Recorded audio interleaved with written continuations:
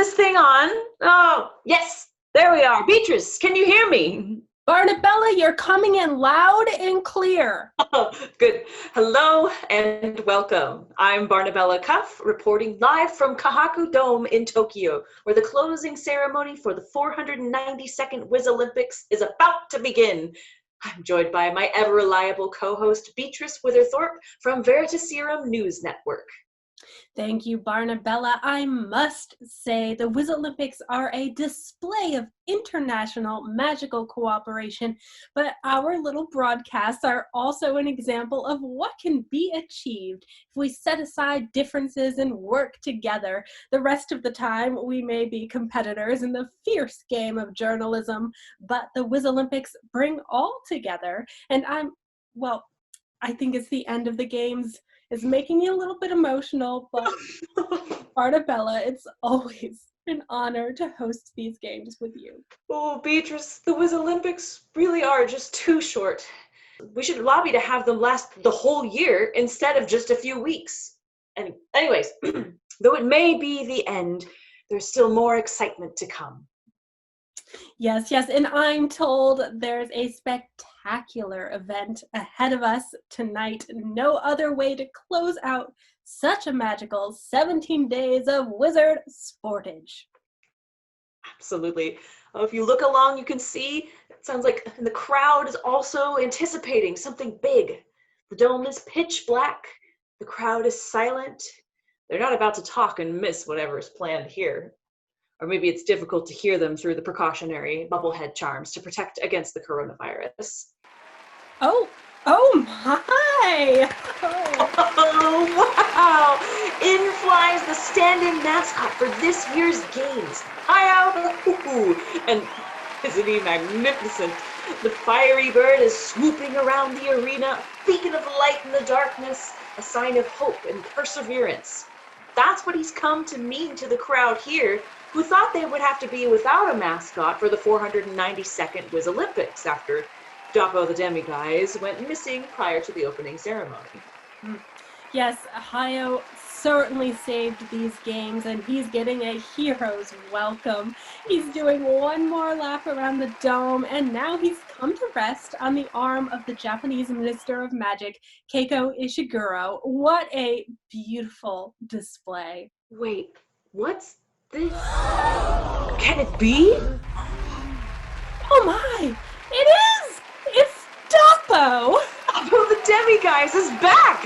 He's making his way to the center of the arena now, and oh, his handler, Ileana Yamamoto, runs out to meet him. She's hugging Doppo now, and, well, she's crying tears of relief. I know I would be. What a touching reunion. Well, we all knew Doppo was alive and safe out there, as he did make a few appearances throughout the games. Yes. Notably stealing a Muggle navigational device from the German team during Expedition Wandless, leaving them to find their way to Tokyo using nothing but a paper map. So impressive. And even so, it's a huge relief for Yamamoto that Doppo is here and safe. Absolutely. Oh, and now we have another creature entering the stadium, and oh dear, this one, I have to say, is a little bit frightening. Yes, well, this is a Matagot, a feline creature with large orb-like eyes, and the Matagots are native to France. So this must be the unveiling of the mascot for the 2024 Paris Wizolympics. Yes, it is. I'm told her name is Magique, and she is certainly majestic. Now, Beatrice, as you say, a little more intimidating than Doppo, but don't worry. Matagots are totally harmless unless provoked, at which point they can attack and multiply. Totally harmless. Oh, good. Yes, nothing to worry about there. Magique the Matagot is joined by the French Minister of Magic, Jean-Luc Perrault, and they join Hayo and the Japanese minister right there in the center of the arena. Well, now, before the games are passed on to Paris, we're recognizing the fallen of this year's Wizolympics. That includes 3 great wizards during Kelpie taming and a gnome casualty from the gnome toss. Yes, please join us for a moment of silence.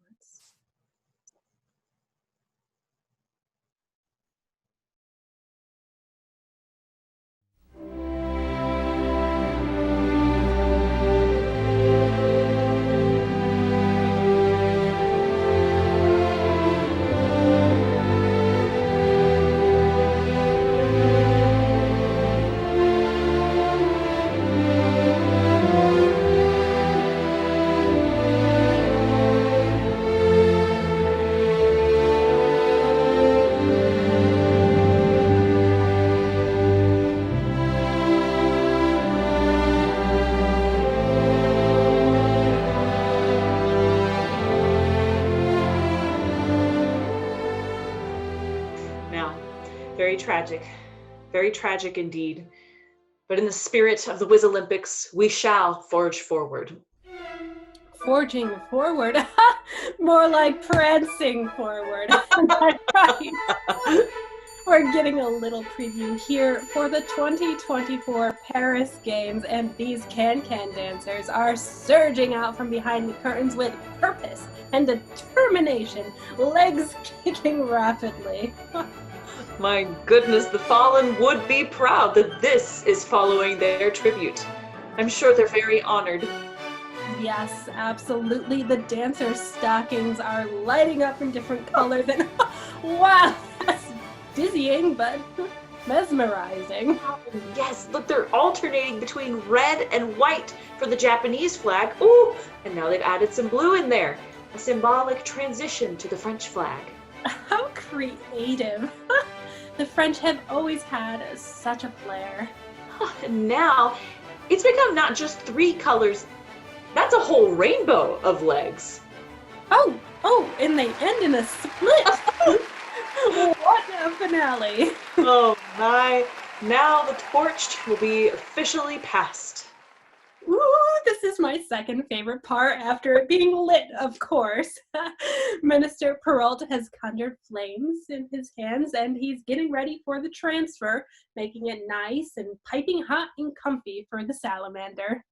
Yes, and before handing the flaming salamander in the torch bowl, Minister Ishiguro speaks the traditional words, and that's in Japanese, but it's being translated into all languages for the crowd. The Japanese minister is saying, Tokyo, Japan is passing the Wizolympics torch to Paris, France.